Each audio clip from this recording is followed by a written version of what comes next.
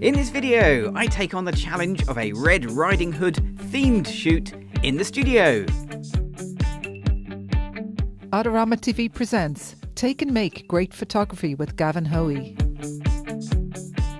Hello, I'm Gavin Hoey and you're watching AdoramaTV, brought to you by Adorama, the camera store that has everything for us photographers. And today we have a themed shoot. Can you guess what the theme might be? Yeah, it's going to be Red Riding Hood. And for my model today, this is Fern. Do you want to say hello, Fern? Hello. She's going to be Red Riding Hood and we've got a specific idea of the shot in mind. So we're going to end up hopefully with a fairly tight headshot, very shallow depth of field look to this image. We may even put in a little bit of snow later on, but we'll get to that.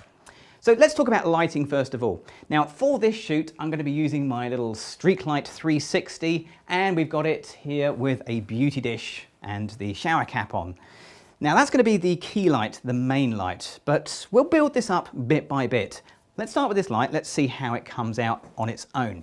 So first thing to do, of course, is to take a meter reading. So let's do that. So I've got my flash meter. I'm just going to pop it underneath Fern's chin, pointing back at the light. And that is giving me a very low power, f1.8. Fern, can I get you to take a little step forward for me? Now, if you move the light or your subject, then your flash power will change. So let's do the same thing again. And it's now gone up to f2.8. So that little step forward was almost a stop extra in light. And that's what I'm going to shoot at, f2.8. So let's take a picture like that and see how it comes out. So here we go, let's do a couple of shots. Lovely, and again, one more. Fantastic. Okay, so at f2.8, with our light fairly elevated above, we get this harsh, contrasty light, lots and lots of shadows underneath the chin and underneath the eyes, and of course the background has dropped off completely black because very little light is actually hitting the background. Now we'll deal with the background in a minute, but let's start with just getting Fern's face correctly lit. Light from above's fine, but we need a light from below just to fill in the shadows underneath the chin. And although we could add in a second light, we could also use a reflector. So that's what we're going to do. We're going to put a little reflector in just underneath Fern's chin. So let's bring this in. There we go. Just like that. And that'll bounce light from the beauty dish onto the reflector and onto Fern's face. That's the idea. Let's take a picture and see how it comes out. Okay, so here we go. Same thing again. Brilliant. And one more. Lovely. Okay, so wow, what a difference. Now the shadows underneath the chin are nicely filled in, but it's not as bright as the light from above, so we still have that nice and beauty lit look. But that background, the background is jet black. Now, if you want a jet black background, this is how you do it. I mean, whatever your background color, even if it was a white, it would go very, very dark, possibly even black. And there's not much of a gap behind here. There's maybe 2.5 meters at the most. But I don't want a black background. I want to have some of that texture and tone coming through in the shot. So we need another light. So I've got here, this is the Streetlight 180. So this is the smaller brother of the 360, and it'll be perfect as a background light. Now I'm going to put it right behind Fern, so you can't see it, but trust me, it's here, right behind her, and it's pointing directly at the background. Now, we can change the power in a second, but let's take a test shot and see how it comes out, and we'll work out whether that's right or wrong from there. So Fern, let's go for another shot. Here we go. Brilliant, and one more. Bang. Okay, perfect. So looking at the shots, we've got some light in the background. It's a little bit off to one side, and it's not as bright as I would like. That's why you take a test shot, so now you can refine it a little bit. So we'll move that light ever so slightly to the side. And I can increase the power of the light here using the Streetlight remote. So I can add in maybe an extra stop of light. 3 clicks, that's one more stop of light. Okay, let's try that again. Here we go. And again, perfect. Okay, so with that, I've now got a little bit more light around the back of Fern, and I think that's a nice balance on the amount of light that's being produced by the background light, and it's balancing up with our key light as well. But there's one more thing we can do. The colour. The colour is going to be whatever colour the background you're using is. And whilst this grey is really good, I do love my grey background, what we want with this shoot is to make it look like we're actually outside. So we want to change the colour of the background. Now we could go with a sort of a cold blue colour because we're going to use a bit of snow in a little bit, and blue, snow, that could work well. But of course, Red Riding Hood, you'd be out in the woods, wouldn't you? So we want to perhaps go with a more woody colour, and to do that, I'm just going to grab myself a gel. So the street lights have gels that are correctly made for them, but of course you can get gels to go on any flash that you like. This one just clips to the front of the street light like that, and that's going to add a bit of green colour into the background. Now remember, when you add a gel, you're going to change the amount of light that comes through the flash because the gel will act like a bit of a pair of sunglasses, so you might need to change the exposure. Best way, take a test shot, see how it comes out. Okay, so let's go again. Here we go. Brilliant. One more. Good stuff. So with the green, it's there, but it's not as powerful, not as bright as I would like. I'm going to increase the flash by one more stop, just on the background only. One more stop of light on the background. Let's take a shot there. And again, brilliant. So there we go. Now that light is much brighter, but it's not overpowering. It's a beautiful balance between the key light and the background. That's the lighting look I want to go for. Let's do a shoot where we use this lighting look and see what amazing pictures we can come up with. Okay, Fern, are you ready? Yeah. Okay, let's go. Okay, here we go.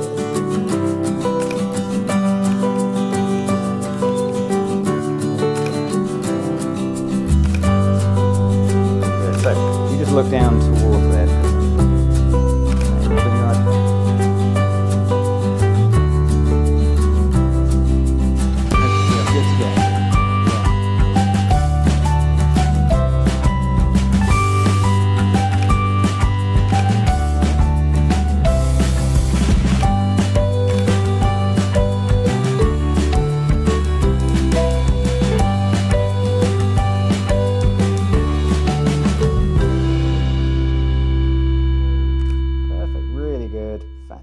Okay, and we'll do one more and we're done. Okay, so there we go. Wow, that was a really exciting shoot. Snow, I've never worked with snow before. Have you? No, it's the first time for me too, but it was fun. It was great fun. So what we're going to do now is get our favourite picture into Photoshop, and we're going to do some editing, and we'll do that right now. Don't forget to check out Adorama's latest contest and your chance to win amazing prizes. Fake snow in a can. Absolutely brilliant stuff for photography. Now if you are going to use this, do make sure you read and follow the safety instructions on the back. But the end result was pretty impressive stuff. Now, the lens I was using was all part of the plan. I was using my Canon 50mm f1.8 lens because I wanted a really shallow depth of field to make the snow have a very shallow depth of field and add to the sense of 3 dimensions in the image. It really is a brilliant lens. It's kind of a must-have. Every photographer should have a 50mm f1.8 lens in their kit bag. So what about the end result? Well, this stuff is quite random. You don't really have much control over where it's going to go. So you won't be surprised to hear there's a little bit of cloning to do in this image. Let's have a look at a couple of ways we can do it. So this is the picture, and I've got a bit of work to do. There are some large lumps of snow that shouldn't be there. There's another one kind of down here that's in the way. And there's some small fine bits on the face, which some I like and some I don't. Let's start with the fine stuff. To remove the fine little spots of snow, I'm going to use the spot healing brush. Now some of the spots I don't mind. I mean, the ones that are white, they look fine, but the ones that are grey, less so. Why is there grey snow? Well, with the light we were using, it was quite a small area of light, so any snow that was just outside is going to fall into shadow, and it's going to give you that slight grey feel. So that's just one of the things about the Beauty Dish. It's not a great big light source, but then that's fine.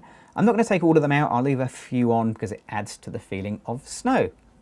What about the larger stuff? Well, there's a large bit down here that definitely needs to go. For the larger things, I'm going to switch to the patch tool, because the patch tool allows me to select around larger areas. And the reason I love the patch tool is when you move that selection by dragging it, you can see exactly where you're going to sample from. And I can follow the line of the ribbon just to make sure that that ribbon line continues in a nice, neat direction. There you go, it's gone. Now you might think I'm going to patch the hair as well, and that might work, except there's not really much to sample from on the hair. and that is quite a large lump that needs to go, and I'd like to keep the hair looking real. So what I did was I took more than one picture. You kind of have to with this sort of thing, and I took lots of pictures before we used the snow, and this one is a very similar pose, very similar distance. I'm going to use the hair from this and put it over the other shot. Now, if you don't have a can of fake snow, you might have lots of pictures like this one where there's no snow in the shot. Don't worry, I've got a neat little trick to add some digital fake snow inside of Photoshop, and we'll come to that right at the end. So with this one, all I'm going to do is get the rectangular marquee, and I'll make a rough selection over the area I want to copy across, the clean area, plus plenty of extra space around it.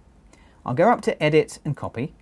I'll go back to the main image and I'll choose Edit and Paste. We'll just drop the opacity a little bit just so we can see through that pasted layer, and then we can put it roughly in the right place. And I'm really looking at trying to follow the hair. Now it's not going to be absolutely perfect because the hood or the, it's just not quite in the same place, but that's about as good as it's going to get, so we'll need to work with what we've got. Okay, let's pop the opacity back up again. And I'm going to put a layer mask on there by going to Layer, Layer Mask, Hide All. So that will hide the layer that I've just brought in. Now we're going to bring a small area back. To bring it back, I just grab myself the brush tool, and I make sure that my foreground color is the opposite to the layer mask. So at the moment, the layer mask is black. So if I make my foreground color white, then it'll work. And we just paint here, and as I paint, I'm going to bring the hair back.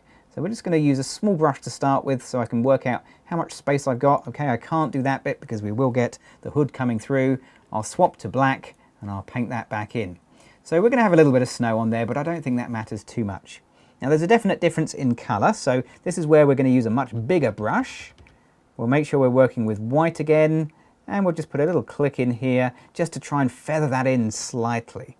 Okay, that's fine, but again we've got a little bit of the hood, so we'll get a smaller brush and paint it back in. And this is kind of how you have to work. You just make your brush bigger and smaller and paint in, but when you're done you shouldn't be able to see the join. That's absolutely perfect. Okay, so there we go, that is the basic edit done. But what about that fake snow I was talking about a moment ago? Well, if you head over to my website at www.gavtrain.com and you do a search in the search box for snow, you'll find my instant snow action that you can download into Photoshop or Photoshop Elements, and it'll give you instant snow at the click of a button. Now I've already run the action because it does take a minute or two to run, so I've got a couple of snowy layers that it's created here, and we'll just drag these on and I'll show you that we can add in extra snow, even fake snow. And that works really well just to add that extra level of snow into the image. And there you go. There is my Red Riding Hood in the snow picture completed. Well, if you've enjoyed this video and you want to see more videos from myself and the other amazing presenters here on AdoramaTV, you know what you've got to do? You've got to click on the subscribe button. I'm Gavin Hoey. Thanks for watching.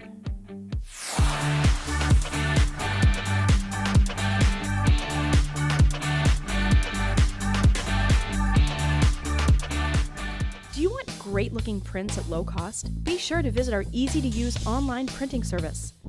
Adorama Pix has professionals who treat your images with the utmost care that you can count on. For a quick turnaround on photos, cards, or albums, use AdoramaPix.com.